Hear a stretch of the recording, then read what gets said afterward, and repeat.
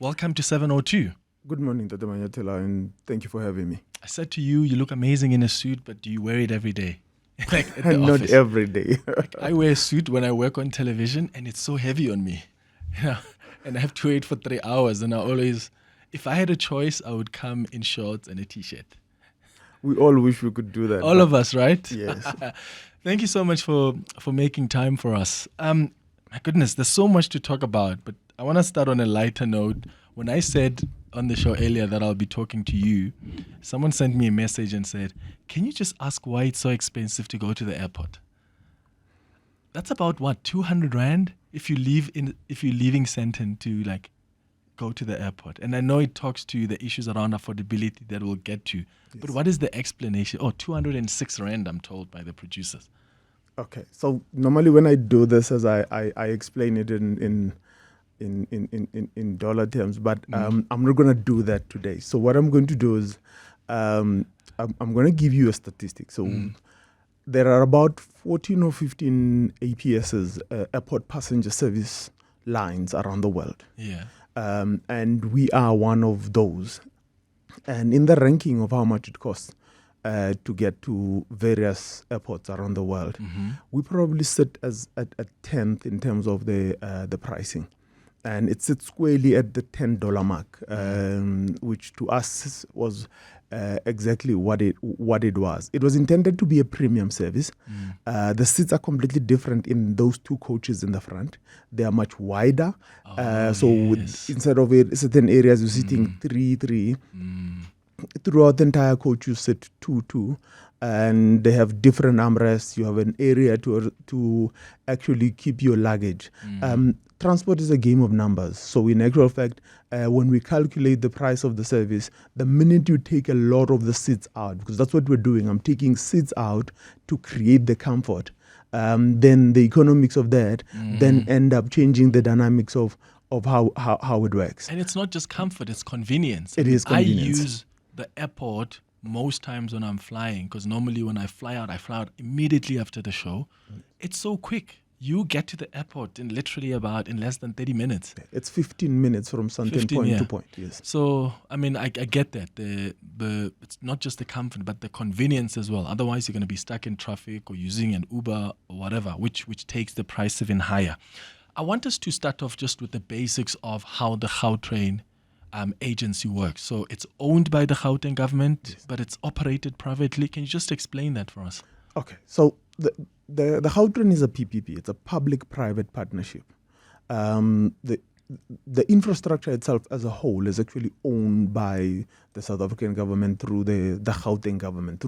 So the Gauteng provincial government is the one that owns the Gautrain. The assets, and they are already transferred and they sit on our books and in terms of accounting and everything else. Now, in essence, what you have in a PPP is you have an asset that you own, and you get a private party to come and operate it. And for the work that they do, you pay them a particular amount. They also collect the fares, which then adds to the amount that is collected as part of what they do.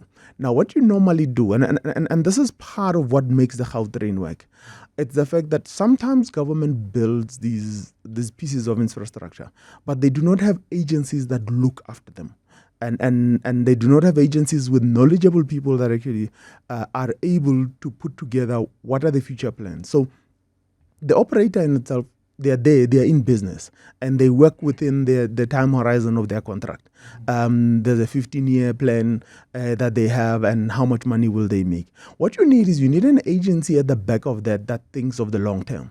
They think of how the system would change, how the assets long term will change. How do you invest in the asset itself to keep it up as it is? How do you make sure that you can then plan for things like its extension? So if it becomes very popular and it's required somewhere else, who plans for that? It is the agency's role to plan for the long term, but it is also the agency's role to think about the assets long term. Remember, a railway line is built on the premise that it must last for more than 100 years, but that 100 years requires you to have inputs into the maintenance, into the planning, into the renewals. And that is our role to plan for those things. We plan beyond the time horizon of the PPP. We plan probably 30, 40 years into everything that we do. Okay, so the mandate of the current concession agreement for Gautrain's operation, when does it come to an end?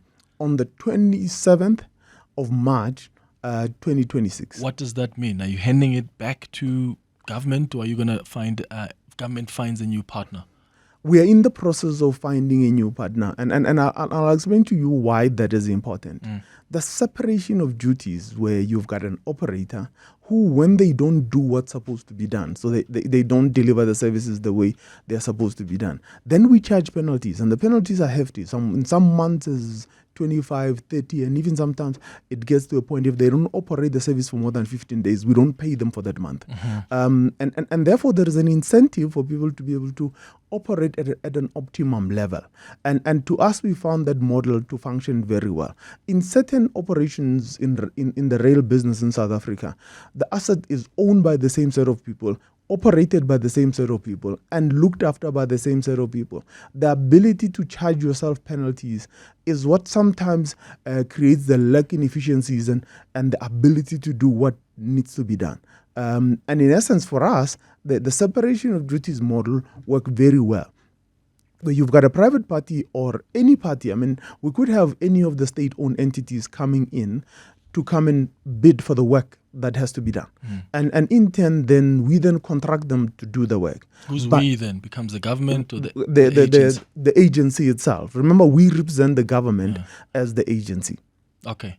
But has government not built that capacity by now to be able to operate and maintain? No, we have built that capacity. Remember that the people that work in any of these organizations were trained, were developed by us. So in essence, one of the things that we actually have to clear up now is that when the concessionaire changes hands, the South Africans who work in these businesses, they will be, most of them, transferred to the next entity. And that capacity has been built through us and us managing the process of that. So we have what's called Schedule 22. And Schedule 22 is part of the contract that ensures that the socio-economic development, and which also includes the development and the training of the people within the concessionaire, is there. And it's there to benefit South Africans. Some of the statistics we can bring to you is that we did not only create jobs when we built the Gautrain, we actually created better jobs, because about probably 80% of the main jobs in the concessionaire are above NQF level 4. And that is a difference, and it's a game changer overall. And you have to think it in that sense. And the need for government to operate something has to come with the benefits, and it has to maintain the efficiencies that you could have in doing what must be done. Now, it is a conundrum that we sit with. Do you want to operate for the sake of operating, or do you want to operate because you want to bring efficiencies?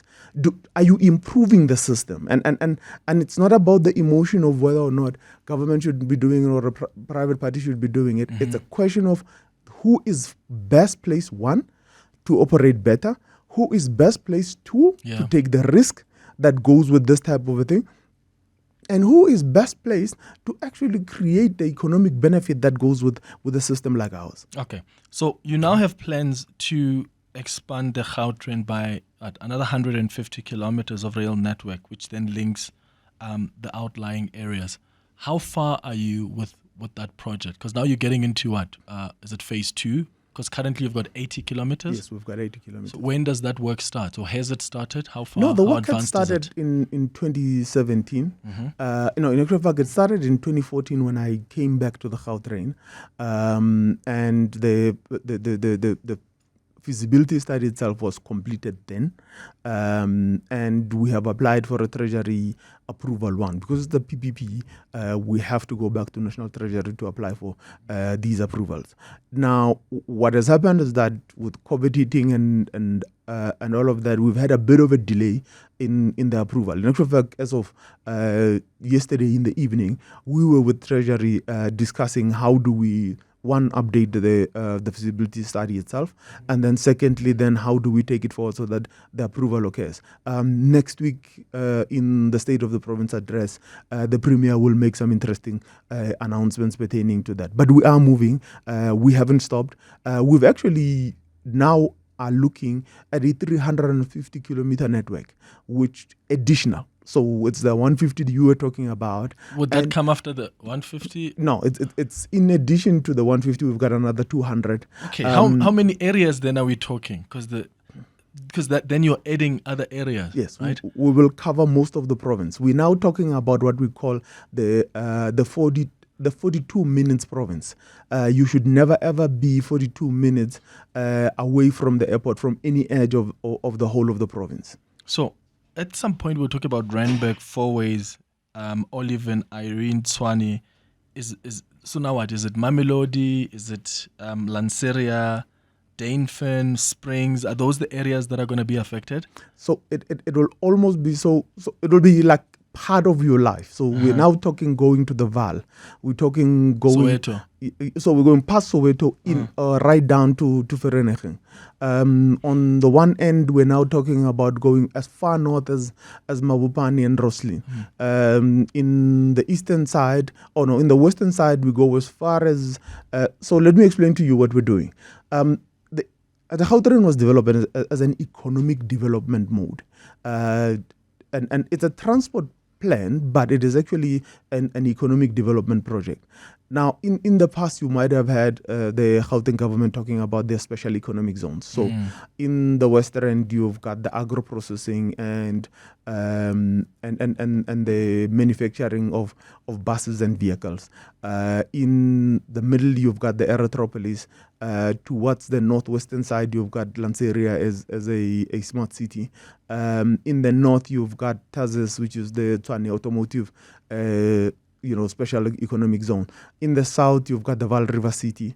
And then in the east, you've got the Tambo Springs area. Now, what we're doing is that in 2013, we made a decision as GPG that we will not destroy our green areas. So in actual fact, we'll become more environmentally focused as a government. But what that means is that we will then densify the urban core. And the urban core is the central part that is currently built up in and around the freeways at this point in time.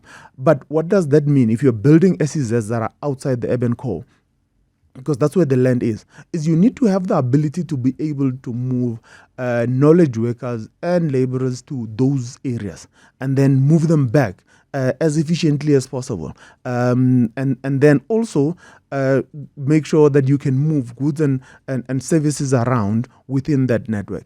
Now, this network that we're building, that we're saying it will go up to 350 kilometers when it's done. At that point in time, I would have long retired. How long are you expecting that to take? Because I imagine the process includes securing and obtaining land rights. You may have to move other people from certain areas. So we've already started most of the processes. In actual fact, in the last 2 years, I've spent most of the time engaging a lot of the citizens about the areas where the Soweto line is going to run. And now we're looking at what we call the route determination for that particular part of the line. And that in itself we're carefully thinking about the areas that the province has expanded to, and therefore building a network in and around it. Instead of us allowing the city to or the province to expand in a particular manner, we're building a network that will reinforce the manner in which the province develops. How's that process of engaging with people and saying, this is where we want the railway to... I mean, where I stay, there was an old gogo who once came to me and said, are they going to move us here? And I was like, I don't know. I think she had found a pamphlet somewhere about part of that process, I imagine. So there are people out there who are so sentimental about their home, about their area. How do you, in those engagements with them, how is that going? And how do you make it worthwhile for them to say, cool, I'll move for the bigger picture of this rail network?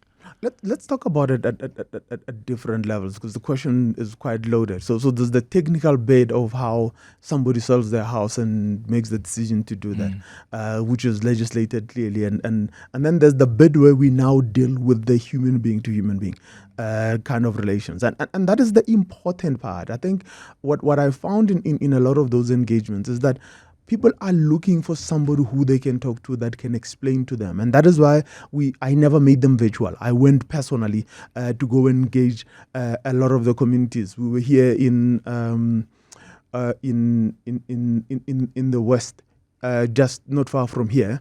And people felt like, look, we've built a community here and we don't want to be displaced. And you listen, because some of the suggestions are valid.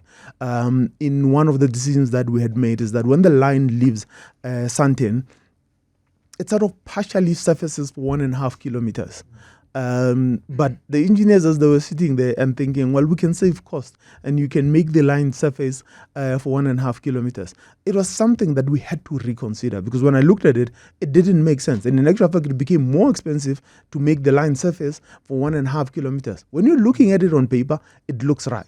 But when you actually look at how many people you are displacing, how many houses you'll have to demolish, and all of that, it wasn't worth our while. So we actually are relooking that. So the design, so that it ensures that the line from Sandton to Randburg, it actually completely runs underground, and we will only surface the line if there is no other option that is possible. So in certain cases, you find that there might be a stream that has sort of looks like it has dried up, but it's still running quite heavily underneath.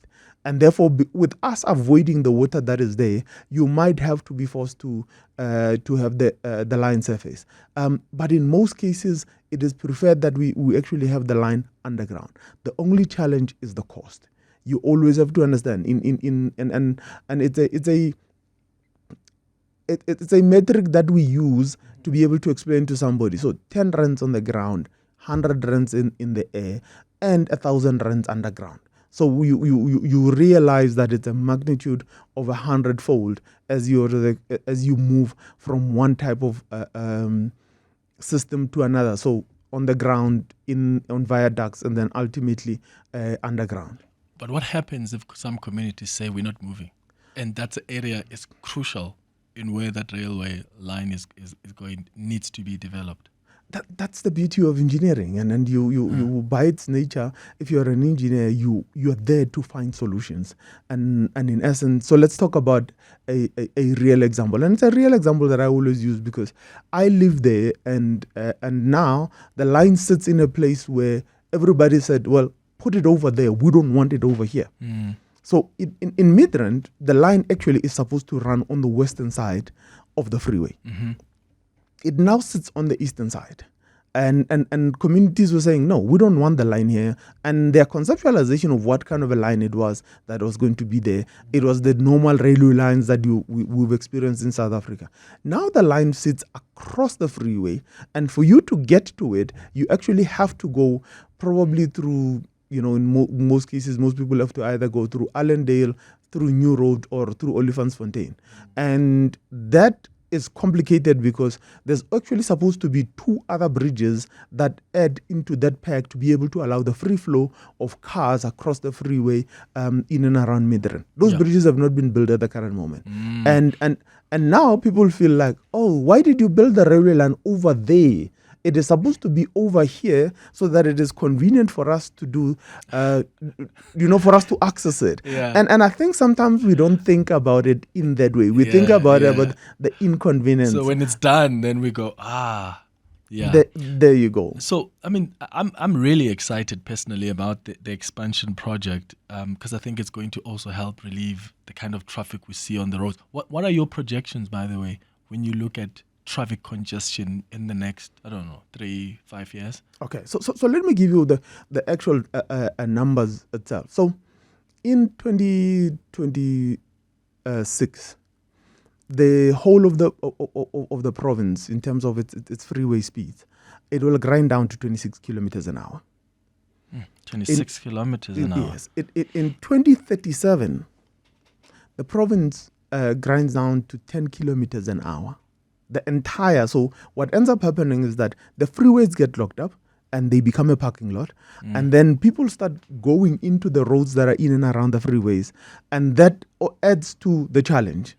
And I have seen 10 kilometers an hour in the area where I live, because sometimes when there's a big accident on the freeway, people come out of there and then go into the Midrand, Kailami area.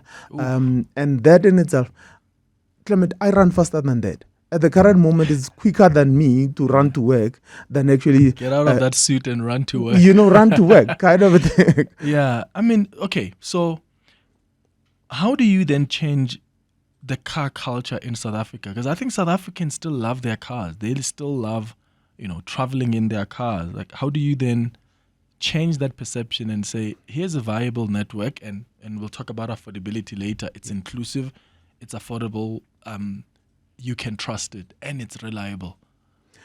So the beauty of this is that the future commuter doesn't see a car as a valuable asset. The millennials, we talk about access versus ownership, and they believe in what do they call it, in being able to access a vehicle.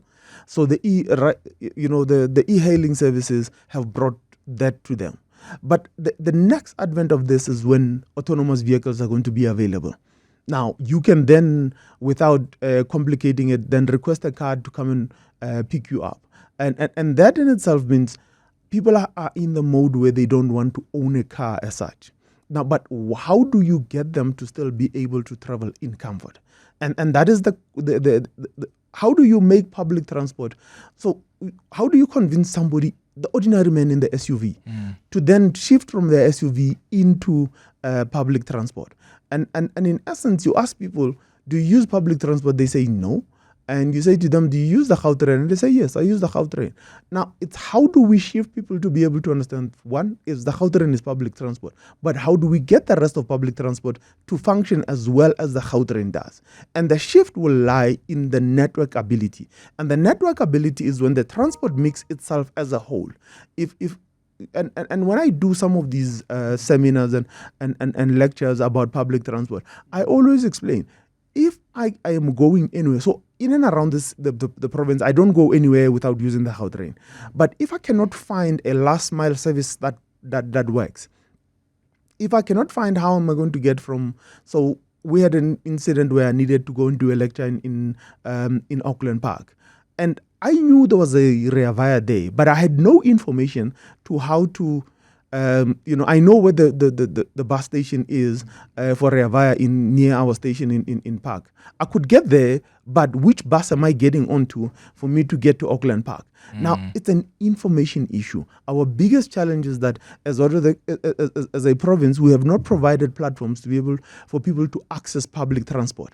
And the minute people do not have information, they cannot make those decisions. Yeah. And what do? They use their car. Most people would prefer not to use their car. Okay, point of clarity before we get to the latest in Eyewitness News headline. Your traffic projections, are those based on the projected expansion of the roads or using the current road infrastructure? Okay, so that's an important question, because every time I get asked that is that we actually did modeling. So this is not, us thumb sucking. There is actually a model that sits in the office and that we update all the time. We did modeling. Now, what happened was that with us saying you only have the current road network, the model actually fails in 2026. We actually had to include Gauteng Freeway Improvement 2 and Gauteng Freeway Improvement 3, which is the additional, so the completion of the inner, on the outer ring road, the upgrading of the inner ring road again, the additional freeways that you need to bypass the truck bypass that's supposed to sit in the east end. Every time I took that out of the model collapses. It says you do not have enough roads for you to be able to carry the roads, the vehicles that you're projecting. Good day, Clement. Please ask your guest, is that true that the Gautrain receives 86 million rand from the provincial government? If yes, does he think there is a return on investment from that amount? Or can the Gautrain survive without any subsidy from the provincial government? Thanks, David. Thank you, David. how much is the subsidy from the Gauteng provincial government? So the number that has been brought up now is incorrect. This 86 million, right? Yeah, no. So it is incorrect. But let's go back to the technical understanding of public transport itself. Public transport in itself is actually what we call a negative concession. So a negative concession in the sense that you have a choice. When you do the user pay principle, you then go, okay, this is how much it costs to operate the system. And therefore, what it means is that for me to be able to recover the cost, I would have to charge the commuter this amount of money. Now, and then you then make a decision. So we give you the technical information when we've done the feasibility study. And then from then onwards, then a decision has to be made. Do you subsidize the commuter to a certain amount? So in this case, it was chosen that we would then subsidize the commuter up to 55% of their current or of the right price that you should pay. And therefore, that amount then is calculated to be able to say, if we've got so many passengers on the system, this is the amount of subsidy that you need. And from then onwards, what you do is you then are able to say, well, then how do we actually make more money? And one of the things that we have not done very well is us diversifying or increasing our other fare or our fare revenue outside of the fares that are paid by the commuters themselves. Now, that I will be the first one to tell you that it is something that we've not taken care of properly when we did the original Gautrain in itself. But it's not out of not wanting to, but it was just that originally the system was built as purely just a transport system. One of the key things that sits in the strategy that I've just agreed with the board now that we will be implementing is us developing a property company within the Gautrain itself. So if you look at, if we talk value for money, you only have to walk up the hill here 1.5 kilometers and see the number of buildings that have been built in and around Sandton Station.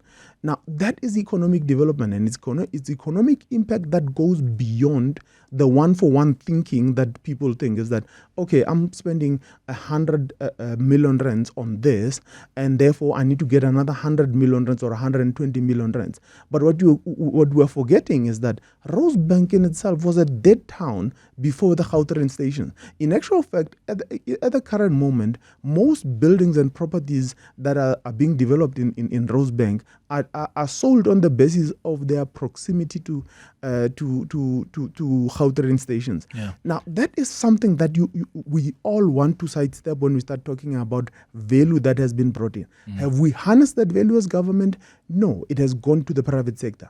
And in essence, the new strategy is that we will do the property development ourselves in conjunction with property developers, and then in turn that would create a diversification in our fare revenue as a whole. Okay. But then I think you've not answered on what the subsidy is. Are you able to share with us how much you're getting from the Gauteng government? I don't have the number offhand right now. I don't want to be quoted wrongly with what they call with the numbers. Is it over 100 million rand? Is it less than 100 million? No, it is rand? above. It is above that. It is above a million. So, I mean, this is not for you because you're not a policy maker or a government, but there's been a debate about how ineffective, for instance, PRASA has been. So you talk about 50% or so subsidized on the part of commuters. Yeah. The argument out there is actually it's the middle class that are being subsidized when you look at how terribly run PRASA in. And I remember the Competition Commission once recommended to the Department of Transport that they must merge Gautrain and Metro Rail services. Were you there at Gautrain when this recommendation was made, and how feasible is it? Because it looks like they see how well you're running Gautrain. They see how terribly run Metro Rail is. Is it possible to even merge the two? It is possible. I mean, we were waiting for the rail policy, and the rail policy pronounces on that and talks about devolution. So where you devolve the services of a particular sphere of government to another sphere of government. In Gauteng, we have the Gautrain Management Agency, and therefore the point of devolution will be towards the province rather than it going to local municipalities. And the feasibilities have just started with National Department of Transport, and we are part of the team. In actual fact, fact, the meeting is underway in my office at the current moment to discuss the policy positions from our end. And we are keen to be able to have the services that are in Johannesburg, Pretoria, and Ekurhuleni be devolved to us. But here's an important issue, Clement, and this is the conversation we don't have, we never have, and whenever we start talking about money, we need to ask the simple question. Post-COVID or during COVID, only one railway line survived in the whole of the province, which is the Gautrain. Now, that tells you something, because at that point in time, the night after the president spoke, I called a security meeting to secure the assets. It's a different way of thinking. Now, I am able to call all the operators and everybody else into one meeting and say, we need to secure the assets. We need to make sure that the assets are looked after during the time when we are not, the country has shut down. Now, during that time, the rest of the people did the opposite end of it. They demobilized security. When we mobilized security, and it was them say, I don't know whether it was an attempt to save cost or what was it all about. And during that time, then you had the actual damage. The infrastructure damage that was there. Now the question is, if anybody makes a decision like that to demob security so that they can save cost, are they funded correctly? We're pushing the argument in the opposite direction. And in essence, the question that needs to be there is, first and foremost, are these other rail entities funded correctly? And is that funding actually making them optimal in the manner in which they operate? And they can then secure and look after and maintain the asset. And then from then onwards, then you look at it in a way where you say, yes, I am, and I'm saying that because I'm answering your question, will I take it? Yes, we are ready to take it, but it's gotta come with the right funding. Yes, because then that's going to change even your pricing model. And I'm going to go to some calls now. 011-883-0702. Gardner, Sandile, Kenneth, I'm going to come to you in a moment. If you, Mr. Kgobe, you want Gautrain to be the number one transport provider in the province, you have to change your pricing model to be more inclusive. What's the plan around that? How do you start differentiating the pricing? I mean, have you seen in New York, like the subway in New York? It is so convenient and it is so affordable. And everybody uses it. I mean, you talk about how sometimes you want to go into a meeting in Auckland Park. In New York, you see a CEO of a company is getting on a sub because actually it's going to get him to work in literally the next 3 minutes. And it doesn't cost that much. How do we get to a point where we're not only talking convenience, but we're talking serious affordability? Okay, so two things. So one is the one that when I spoke to John the other day, and I said, we're setting up four products. So one is a scholar product, which will be based on the student product that we launched a year ago.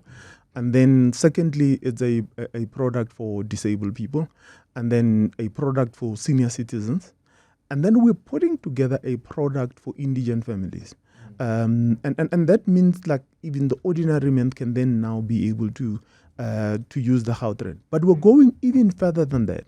As we change the contract, the Gautrain Management Agency is taking the responsibility of setting fares, which then we can then make sure that we give the right. So it's not a private party trying to make a lot of money from something that so the private party will just be responsible for operating, and we will be responsible for setting fares, and then that will allow us to then be able to set the price at the right level with the right subsidy. Obviously that means me going back into government and saying, for us to be able to do that kind of a price, I need this kind of money, or we forego the revenue that comes if we charge that kind of a price, and therefore that becomes part of the subsidizing. Okay. And all of that is all afoot. So the four products, I want to get them off the ground in this first year of my tenure as the CEO.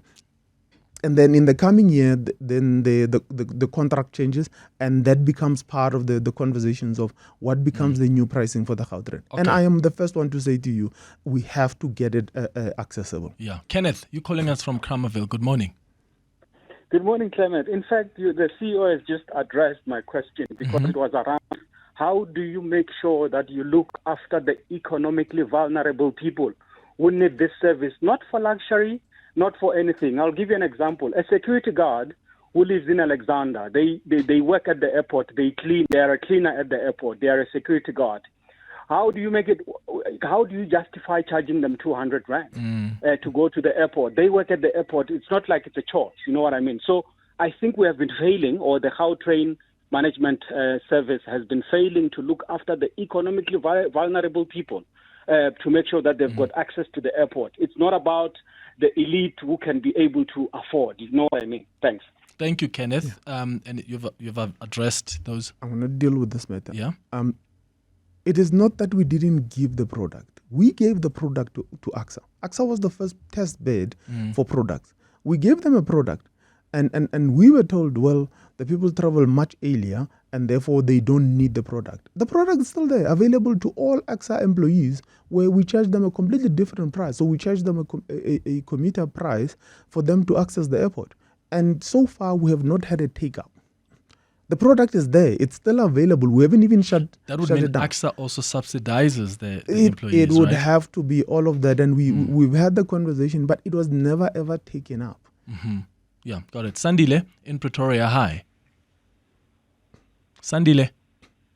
Yes, hi Clement. Sure, go ahead. I just a quick question for the CEO, Gautrain CEO. I just wanted to ask, number one, it's the student subsidies that you guys have. I mean, it says you have to use a train 12 days cumulatively. And what if I have classes on Monday, I don't have a class on a Tuesday? Then it means I fall short of that discount, and I can't get that discount. So something to look into. The second one is then, are you looking into integrating other shuttle services into your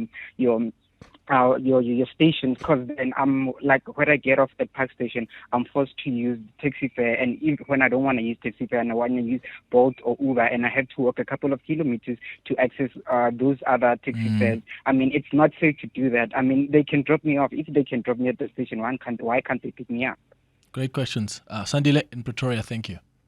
So that is an important question, and overall. So the product itself was still in its test bed, and as we get feedback from various students, because one of the things that we found out is that travel patterns that we were relying on to be able to make the 12-day decision are not actually functional. So we will relook the idea of the 12, and it's based on the idea of post-travel discounts, where we encourage the more use. But if somebody still needs the discount, because the discount is still there, but it is amplified when you travel more than 12 days.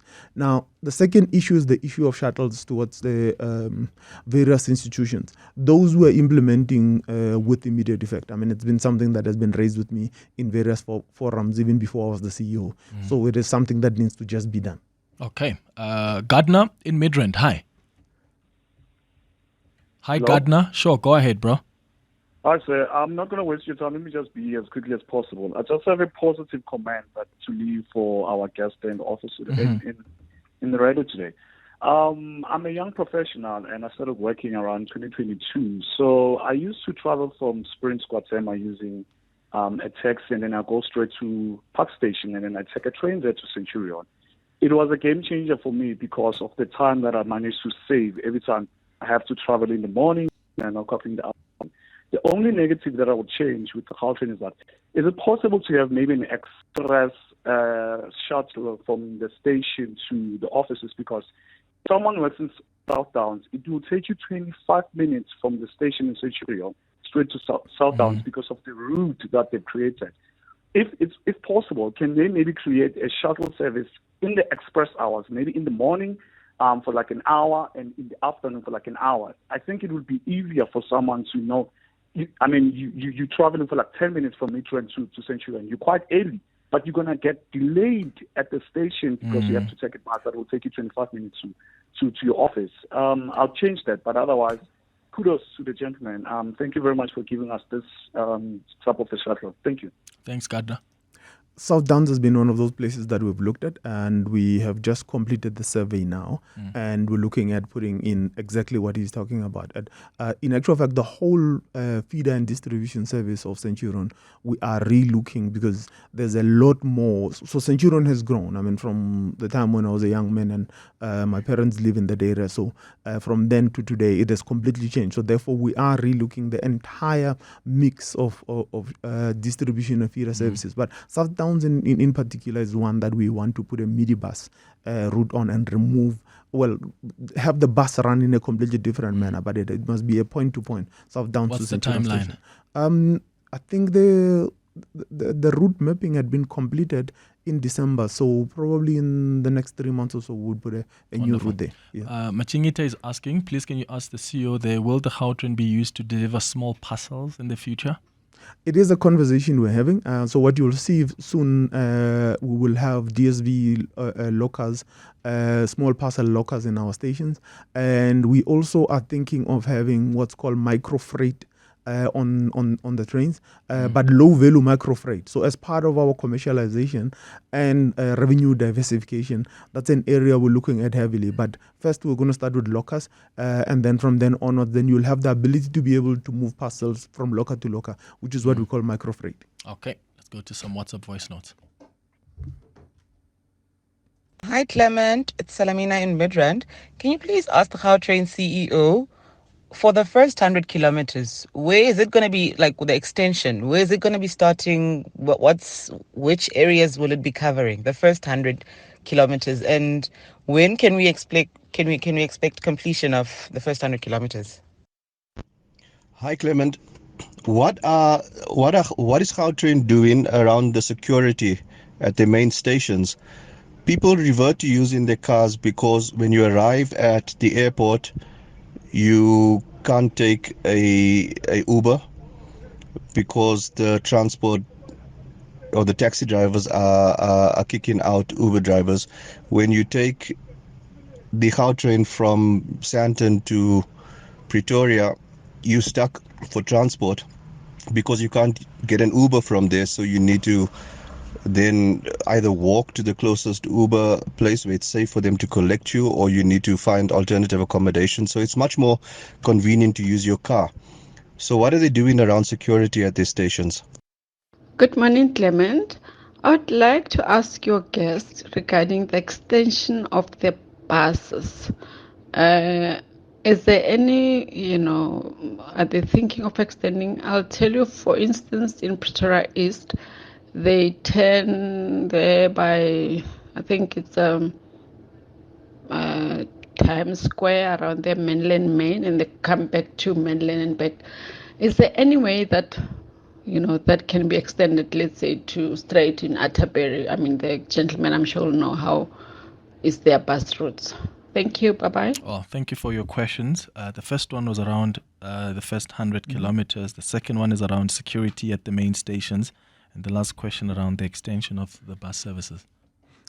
So the first line is going to Soweto.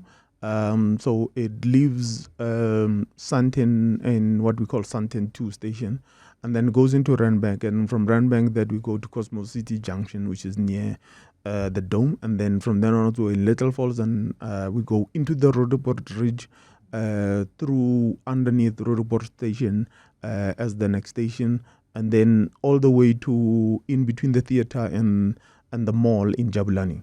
And then from then on, then we go to Four Ways, Monte Cassino, Lanseria area, and then all the way Sunning Hill, and then Samrand. And then from Samrand, then we take off in the eastern side to go towards Mamelodi.